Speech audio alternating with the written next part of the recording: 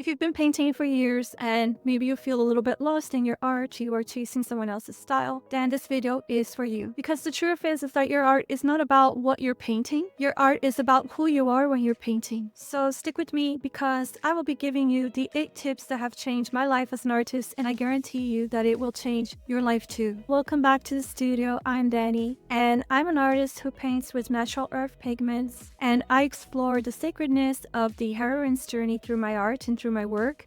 My mission is to uplift consciousness through art. So when I first started painting, I felt invisible. I had this change in my mindset that I decided to start painting with more intention. I decided to paint in a way that I was uplifting consciousness. So after I began to embody this change, everything in my life changed too. And suddenly my art began to sell effortlessly. I began to feel more confident as an artist, and everything in my life completely changed. I also felt that I found my art style and my voice, and that my voice had its importance into the whole conversation of art into the world, which I think this is something that we artists sometimes we struggle with. We want to create meaningful pieces, but sometimes we get a little bit lost in the noise of what is good art and all the stuff, the emotional baggage that comes with the path of the artist. So today in this video, I am sharing the most important art advice that was given to me that at first I did not listen to. But I know now that I wish I did listen to this advice when I first started. So when I first began my artist journey, I received advice from my art teachers, from people who had already made it, who had all of the good intention to help me. And it was not that I was being arrogant. That was really not the case. It's more that I'm more of a impulsive kind of artist, and I want to get stuff done. And sometimes I just throw that spaghetti and that paint onto the wall and make a mess. And I wish I had paid more attention to what they had to say to me in the beginning, because it was a couple of things that have really changed my life. So yes, throwing spaghetti on the wall and paint and making a mess and being impulsive has its strength. It also has a lot of weaknesses. And I can see that my ability to have self-awareness, I journal a lot. I have a lot of deep reflections about what I'm doing and my shadow side and all of these things that are really important for everything in life, isn't it? So because I'm always seeking to better know myself deeply, and when I say better know myself, to understand, some of the things that are my blind spots as well, and the things that maybe are coming from my ego. I think that this self-reflection aspect of myself has really been important in my path, in my life in general. So I would say that it is really important as artists that we know ourselves, that we know who we are, that you know yourself, that you know your shadows, that you know all the things that sometimes without thinking are sabotages that are coming from the ego. So knowing yourself is the path to become more authentic and to become more authentic with your art. And that is the advice number 1, is to be authentic and to know yourself through your art. So when I first began my journey as an artist, I wanted my art to look super skillful. But the harder that I tried, the more disconnected I felt from painting, because it was actually taking away the pleasure aspect of painting for me. As I mentioned before, I have more of this impulsive, spontaneous personality.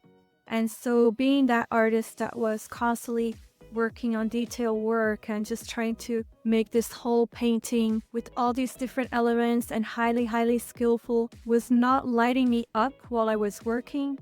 So I began to reflect on that this was actually not bringing me joy to do everything very skillful and detailed.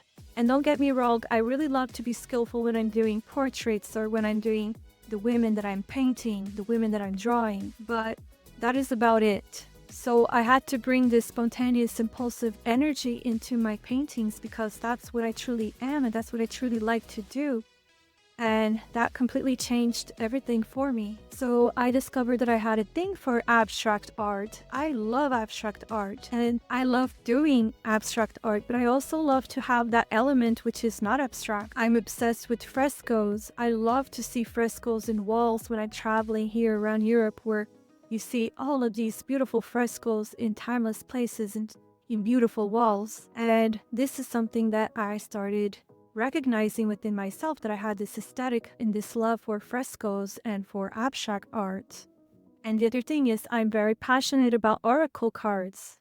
So that's also something that people say to me, that your art looks like oracle cards, because I do love oracle cards. I love to see beautiful images in oracle cards. It's something that I am very much obsessed and passionate about. And when I first began painting, I was painting with all of these oil paints, and they were like bright colors. I think this was a phase that I was exploring all of these bright colors, but actually my aesthetic is more toned down. I love soothing colors and colors that come from nature palettes. So all of these things, they were deep self-reflections about myself that I was writing down into a journal. I was really trying to document and to observe my inner world, because if we don't journal and we don't document, we don't even see certain aspects of ourselves. And so my art journals, they began to get filled with different aesthetics, mood boards, with diary entries, also with inspirational quotes, with things that I was processing, different ideas. I'm a deep thinker. All of these things were going into my art journals, and also this deep self-reflection that I actually like to draw more than I like to paint.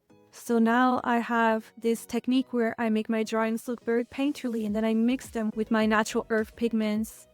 And I love geeking out on how to make paints, so I make my own paints. I paint with tempera, which I know is very quirky and very unusual, that I love to make my own paints, that I go into my garden, I get flowers, I turn them into inks. So all of these interesting little quirks about what make me me, I started reflecting on them and bringing them into my art, bringing them into my canvases, bringing them into what I was trying to express. I love to get my hands dirty and painting with my fingers, so I paint with my fingers most of the time. All of these tiny, tiny little quirks that they could have gone unseen and they could have gone undocumented. So I began to document all of these quirks that I love doing.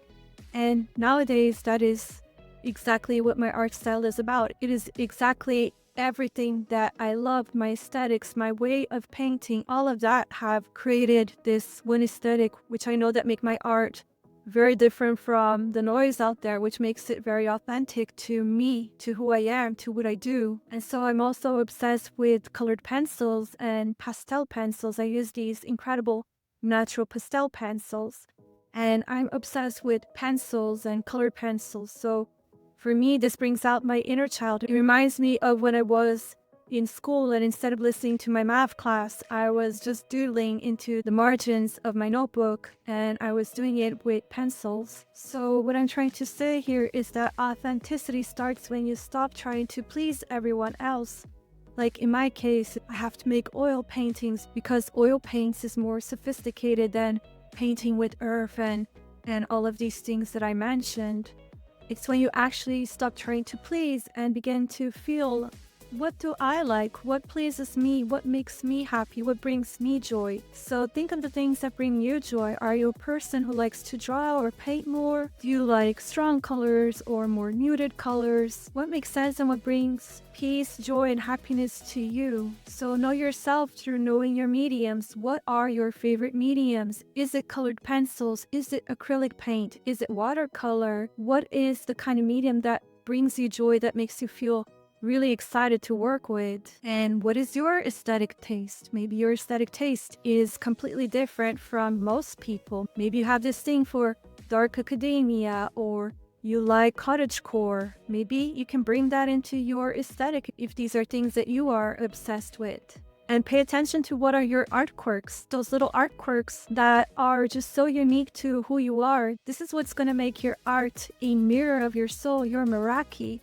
And Meraki is a Greek word to express that you are infusing your soul into that work of art. And once you know yourself, once you know your story, you're going to see that you are actually a part of this important fabric of life, of something incredibly ancient and sacred. So that's what we're going to talk about in the second advice that I wish I had listened to. And so advice number 2 is to know your story. I learned this when I was studying at the Academy of Art in San Francisco many years ago. I was in my early 20s. And it's an incredible art school where you learn how to dabble in every single medium. So I was actually majoring in screenwriting, and I also had to do classes where I was drawing, history of aesthetics, philosophy, so many different art classes that were a part of the curriculum. And in screenwriting, we learned about the hero's journey. So the hero's journey, which is also known as the monomyth, it's a story code that is present in every single story all over the world. It's like DNA, which is a code for every living being. So every story has the hero's journey as its code, as its DNA. And not only we learned this when we're studying screenwriting, but I also learned this when I went to the International School of Storytelling, which is a beautiful school on the art of the storyteller. And so in your life, there is a code, which is the hero's journey, and it is present in some of your most important life experiences. But there is also the heroine's journey, which has become the obsession of my life.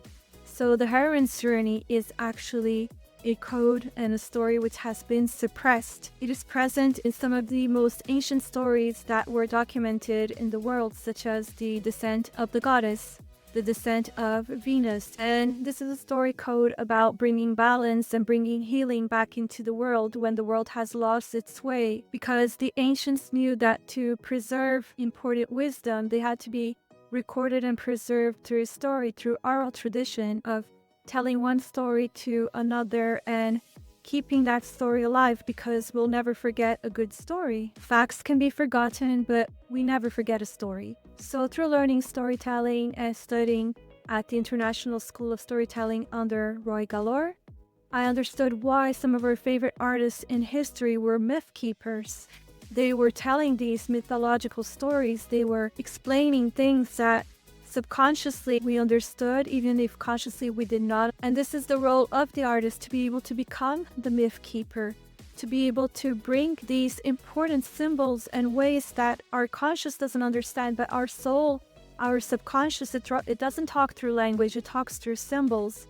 All of these important myths and symbols that are going to uplift consciousness, that are going to bring meaning into life, to the collective and to humanity. We do that through understanding our history, our myths, our stories, so that we can do our part to be of service through art. So this is why ancient art is myth-based. So when I realized that I was not only painting, but I was documenting my own transformations and also finding ways to be of service, that's when everything in my life changed. That's when my art changed, because all of a sudden I had a piece and a story that was actually being of service and being a catalyst for maybe somebody else who needed that. So ask yourself, which story, which myth are you living? Are you living the hero's journey? Are you living the heroine's journey? And these can be phases. I have lived both. I have lived the hero's journey when I was creating my jewelry business. And that phase of my life was wanting to achieve success, wanting to create this jewelry brand that would be out into the world.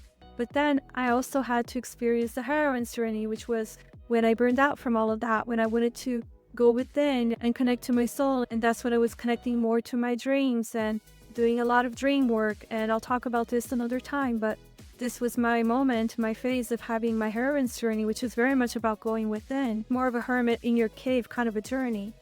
So I experienced both, and it is normal to experience different phases, different journeys in different moments of life. That's normal. So are you in a moment in your journey of descent into the underworld where you have to shed your ego and rebirth into a new person, a new identity? Or are you a Medusa where you're turning everyone who sees you into stone?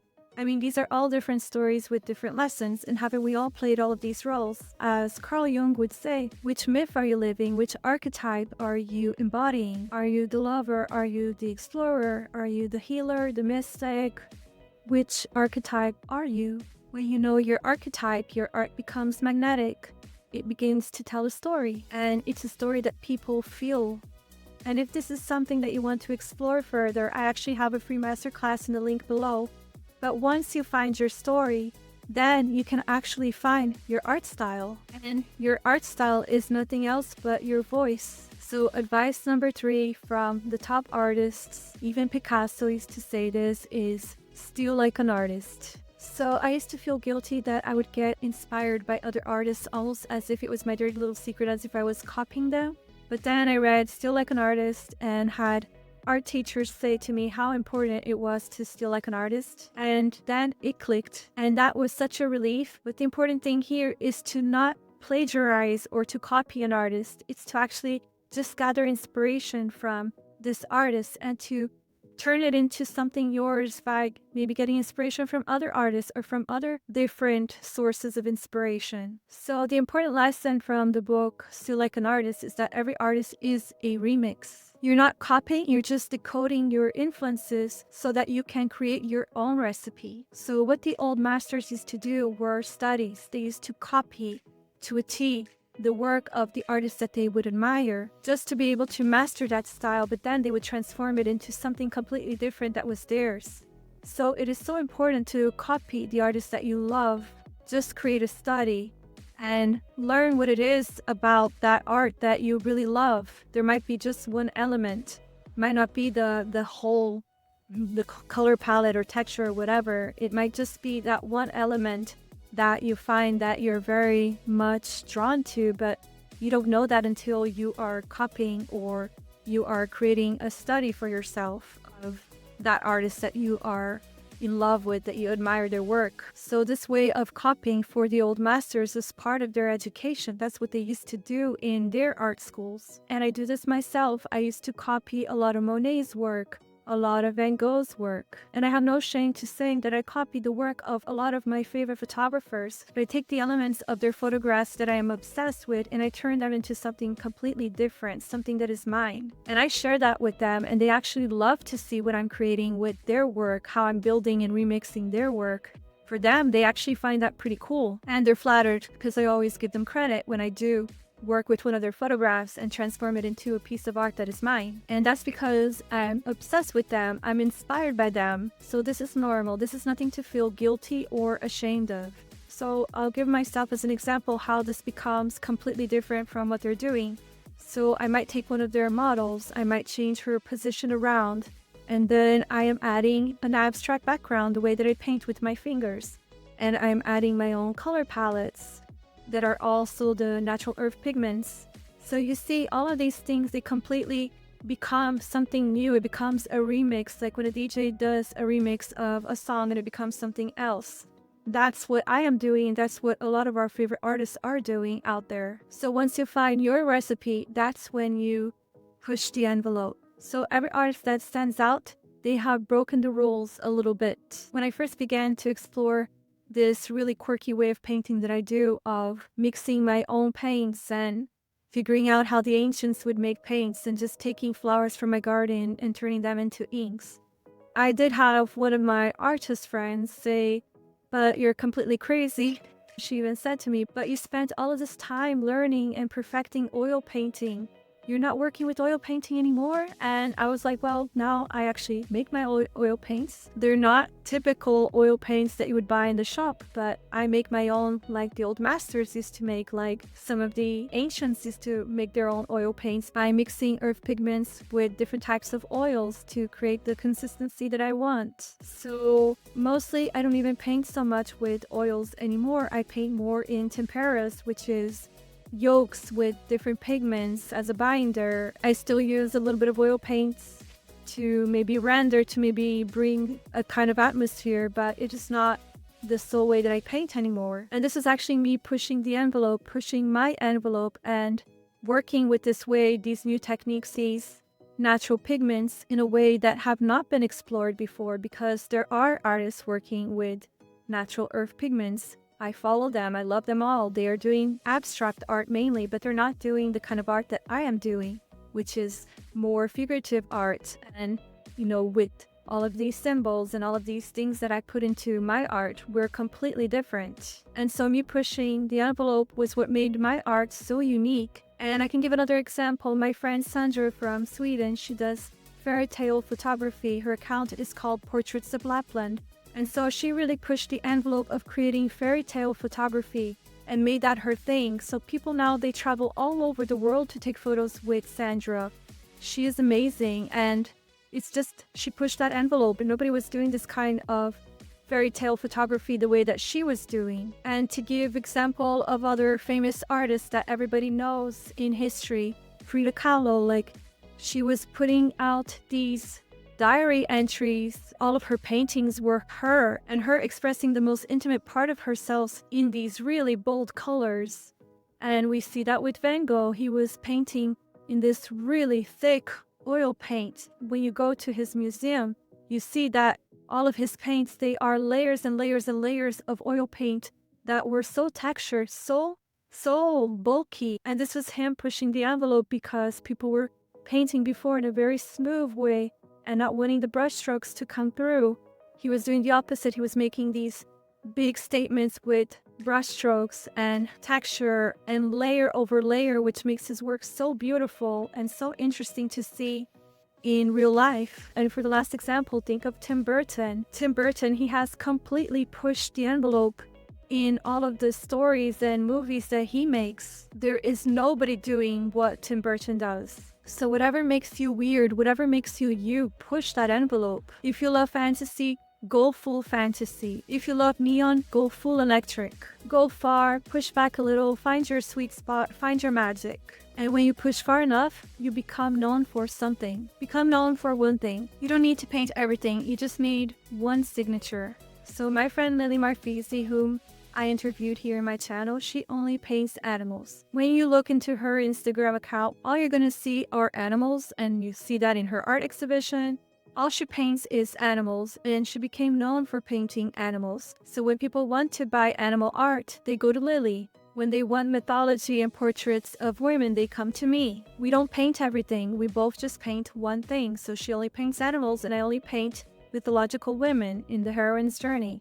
So that's the secret, that is the thing. You only have to find that one thing that you're gonna repeat. You need to find your signature. So what is that thing that you're passionate about, that you love painting? Is it birds? Is it food? I've seen this incredible Instagram artist that paints beautiful oil paints of food. So what is that one thing that you want to paint again and again? And obviously you can evolve, but start with that one thing. Create a whole series and collection of that one thing. And then later, maybe you want to explore something else, but be consistent, be cohesive with your work. Become known for that one thing. So choose one subject, one theme, one world. Become known for that one thing, and your audience will know you for that one thing. And they will know exactly who you are. So tip number 6 is really important advice I have for artists. Make art. Be prolific. A lot of artists might maybe paint only once a year. And the important thing is to have a consistent art practice. So I used to spend a lot of time planning, and I was planning too much that I was not painting. I was planning more than I was painting. And one time I was talking to one of my friends who's a singer, and I was saying to her about the art style that I wanted to create, and that I wanted to do this and this and that and that, and I was planning all of these things. And she turned to me and she gave me this tough love. She's like, just stop thinking about it. Just start working on it. Just start painting and see where your art wants to go. She told me that that's how she discovered her singing voice as well. And so get out of your head and start experimenting, because this way you'll get better and better. You'll experiment and you'll start actually creating inventory and creating art pieces that people will want to buy. The more art you have, the more art you have to sell. But here's the truth, your art isn't for everyone. So tip number 7 is don't be vanilla. Your art isn't for everyone. So when I first started posting my paintings of the Divine Feminine, not everyone got it, but others, they felt it deeply. And that's when I realized these are the people who I am painting for. This year I was in a huge art exhibition in Toulouse, France, of over 50,000 people. And I had my stand with all of my Divine Feminine paintings. And I have to say, sometimes I heard the nastiest comments about my art. And also I had the people who knew who my art was for. So you cannot please everybody. If you please everybody, then you're vanilla and you're not really standing out. But the people who were saying to me that my art was way too delicate, way too soft, they were not my people, because the people who were attracted to my art, that's exactly what they loved about my art, is that it's delicate, it's soft. It's a reflection of who I am, of my soul. I am delicate, I am a softie. And that's my aesthetic. If you want bold and harsh, then my art is not for you. And that's okay, because I know who my art is for. So in this art exhibition, I sold my first painting, and this woman turned to me and said, I would love to collect all of your pieces. If you're here next year, I will buy more of your pieces. So my art was for her. She got it. She understood it. She liked delicate art. She liked soft art. And these are exactly who my collectors are. I know my collectors very well. And these people are the same people who buy my jewelry, because this is a part of myself that comes out in everything that I do. It's this delicate aesthetic, this softness. So I know who my art is for, and it's not for everyone, and that's okay. I'm not everyone's cup of tea, and I don't try to be everyone's cup of tea anymore. So don't be vanilla, be espresso, be wild honey, be something that only a certain kind of people, your people, will love. Because your art is not for everyone. Your art is for people who love what you do and think the way you do. And that's exactly why it's special. Now, before we wrap up, let's talk about patience, visibility, and the long game. So tip number 8 is be patient and be visible. I used to think that nobody cared about my art because nobody saw it and because I had no audience. Visibility isn't vanity, it's connection. Once I started filming my process and putting it out online, people didn't just see my paintings, but they saw me. So everyone told me that I had to be on TikTok. But the truth is, I don't consume TikTok. I know nothing about TikTok. So I did not want to be in TikTok. I wasn't going to spend my time hanging out on TikTok and making content for TikTok, because it doesn't align with me. I don't consume it. I don't watch it. So I don't know what creators are doing on TikTok. And I actually find social media quite exhausting, because I had to do a lot of social media for my jewelry brand for 7 years. I did it to the point of exhaustion. And I did it on Instagram. I grew my account to over 20,000 followers, but I got exhausted from it. And then I realized that my newsletter was the best way to connect to my clients and to make sales.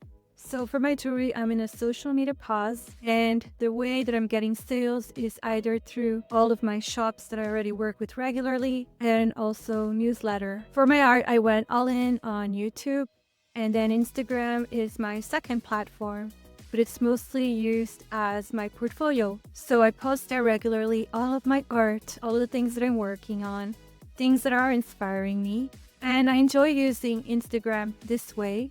My YouTube is where I can be more of my storyteller archetype. I have the storyteller archetype really strong within myself. I like to yap. I like to share my thoughts. Instagram, I also share deep thoughts, but I mostly share my art, what I'm working on. A lot of my clients, they love my vlogs. They text me about the vlogs that I'm a little bit more deeper, where I show the side of myself that I maybe would write about in my journal. I put a lot of my journal entries within my vlog. And again, it's about knowing yourself, knowing which platform you are more drawn to. I am not drawn to TikTok, so therefore I don't really post on TikTok. So choose one platform, go all in, show your process, your growth, talk about the things that are inspiring you. People fall in love with the journey, not just the art. So if you take anything from this video, let it be this. Art is not something you do, art is something you become. So be authentic, know your myth, still like an artist, push your edges and your envelope,